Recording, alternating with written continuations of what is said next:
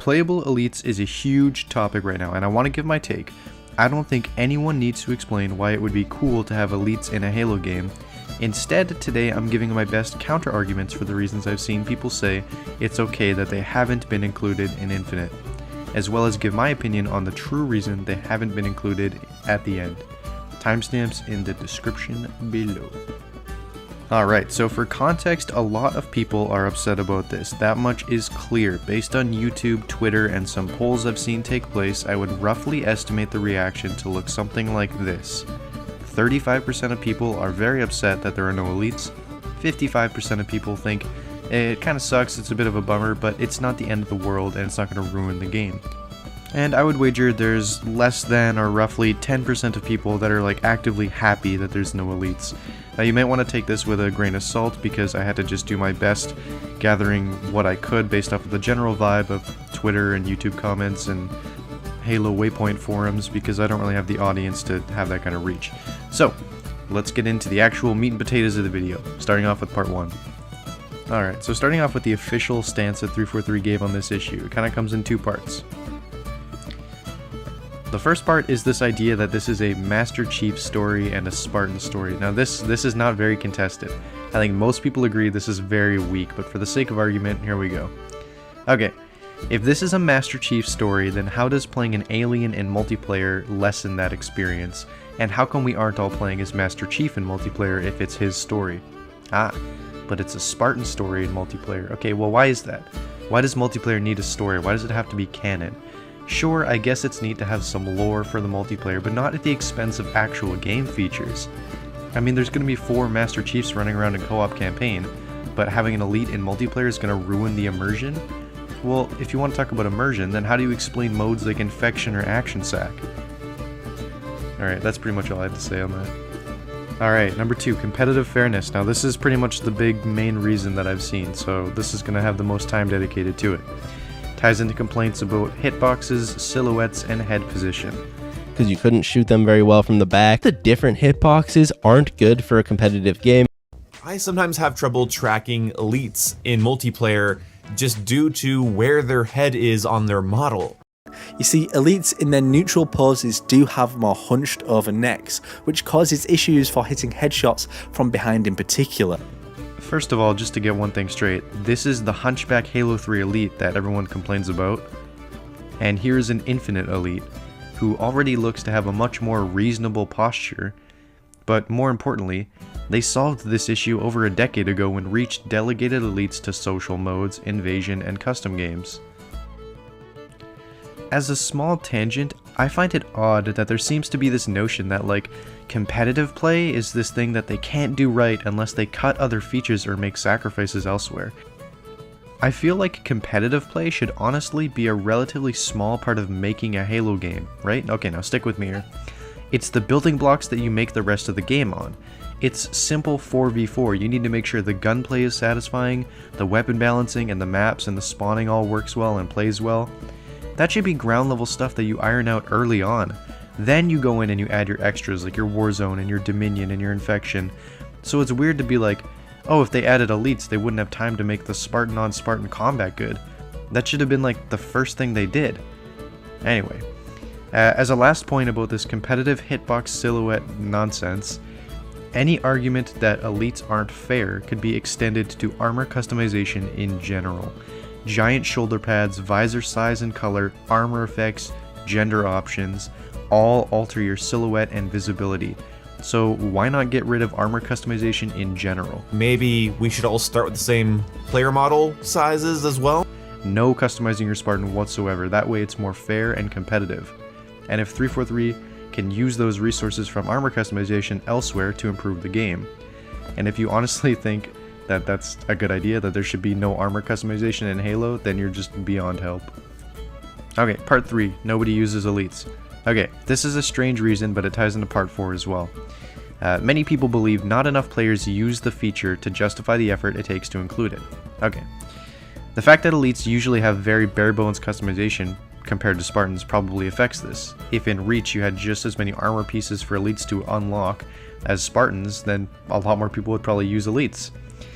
And Many people will acknowledge the benefits and the groups that heavily utilized elites, such as the machinima community and elite roleplay based Halo clans, and then quickly go on to say, well, not enough people use them. But the fact that this is such a huge controversy sort of points to the idea that many expected and planned to use this feature in Infinite, and it's been like 11 years since we've had the option. Altogether, the whole idea of this is bizarre. Like, should 343 just start keeping track and be like, oh, well, only 15% of players wear the EVA helmet, so let's just remove it. Yeah, only 8% of players use bumper jumper, let's just cut that out and then we don't have to program it. Oh, turns out the infection playlist doesn't really have as much activity as big team battles, so let's just not do infection, and that way it's easier. Are you kind of starting to see what I mean here? This kind of like not enough people to justify it mentality actually plays a pretty big role in my closing statement, so more on that soon. Alright, this next one, right? If they don't do elites, then 343 can focus on other things. Okay, besides not being a point that 343 put forward themselves, this is something that the fans conjured up, this argument is hard to counter because it's incredibly vague. But I think the idea is that, it's not worth the time and money it would take. So first of all, this game has the largest game development budget in history, and they spent a lot of resources, both time and money, recording audio of jets and helicopters flying around for sound effects.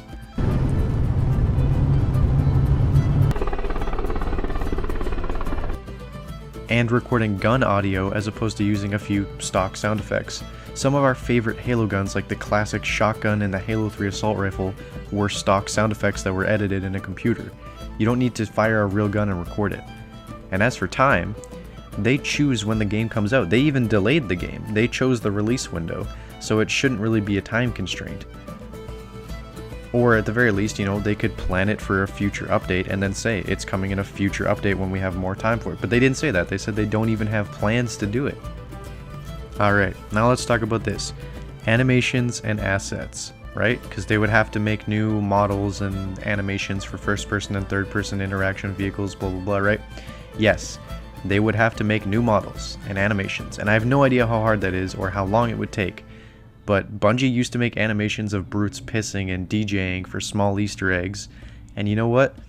I would rather have playable elites than the resources they spent animating and making models for space gophers, assassinations, fusion coil throwing, clambering, grunt throwing, sliding, armor coatings, sprint, stumbling brutes, and not to mention the 100 armors in Halo 3 that nobody was asking for.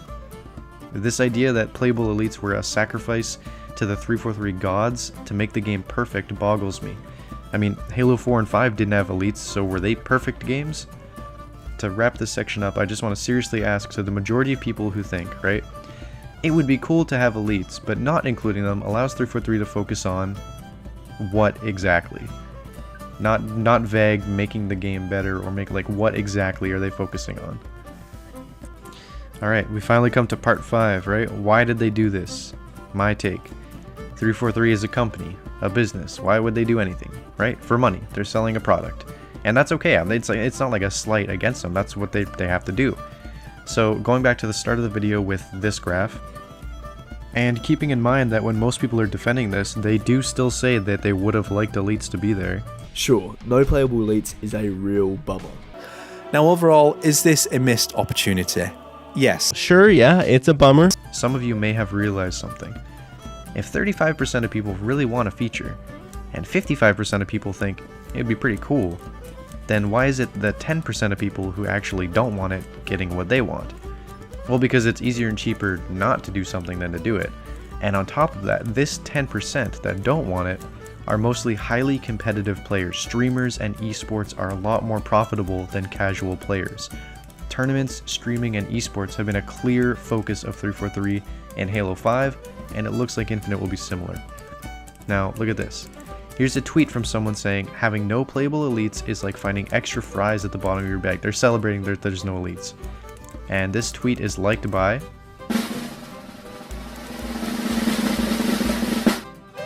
the Halo esports lead and 343 employee Tashi. That's where the resources are going, because Halo isn't about expression or choice or fun, it's about money. And it hurts the majority of players who aren't at and don't want to play at that high skill level. They just want to have fun and be an elite if they feel like it. It all comes down to 343 deciding money is more important than a feature that a large number of people have been asking for a decade. And now they have to come up with a justification for the fans that's easier on the ears than... Hello, I like money. So there you go. I hope you enjoyed. Please let me know what you think in the comments. If you have any arguments against what I've said, do you think this was a calculated financial decision, or that 343 cares so much about the integrity of a Spartan story that they couldn't bring themselves to sully the experience with elites in custom games, especially because it would be hard, and then they would have to like work, and they'd have to pay people to work, and that's they don't want to do that.